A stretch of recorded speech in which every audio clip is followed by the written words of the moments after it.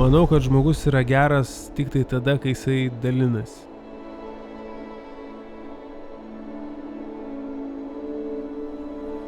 Esu Raimundas ir sudarinėju Bekelės trailus Lietuvoje. Buvau prodiuseriu, dirbau reklamos industrijoje 13 metų. Turėjau puikius kolegas, dirbau visiškai nuostabioje įmonėje, su labai įdomiais ir fainais žmonėms, su dideliais įdomiais projektais. Norėjosi turbūt kontrasto. Žinau, kad noriu išeiti iš industrijos, pradėjau labai daug važinėti, gerokai daugiau negu tą galėjau daryti dirbdamas. Pasitraukiau dirbti vienas.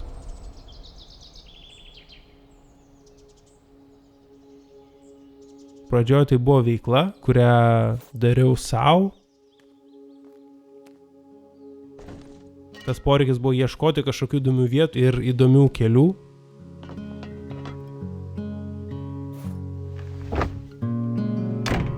Dalis trailo kūrimo proceso yra įsivaizdavimas, kas galėtų patikti tam žmogui, kuris važiuos tuo trailu. Tai yra vienas iš turbūt šiek tiek sudėtingesnių momentų, kai tu pravažiuoji porą kilometrų ir tada staiga supranti, kad tie kilometrai nebuvo tokie įdomus. Tada tu grįžti tuos atgal 2 kilometrus ir dairaisi, kur galėtum vėl nusukti ir ieškai įdomesnių 2 kilometrų. Šita paieška kažko įdomesnio ir geresnio, nes kažkas tuos 2 kilometrus važiuos ir aš noriu, kad jam būtų smagu, sudaro didžiąją darbo dienos dalį. Paieška kažko, kas būtų įdomu, vertinga, naudinga, įdomu pamatyti. Mano tikslas yra, kad žmogus, kuris važiuos mano trailais, pajaustų tą patį, ką aš pajutau, kad jam būtų taip pat įdomu, tokį patį smagumą suteiktų tie iššūkiai, kuriuos aš radau.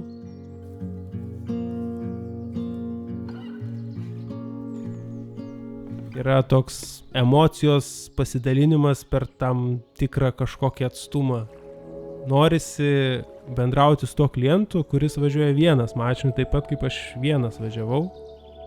Prie nieko nesiderini, niekas tau jausi nešneka, niekas nevažiuoja už tavęs, nei prieš tave. Viskas, ką tu sutiksi, yra tik tai koks šernas ar stirna.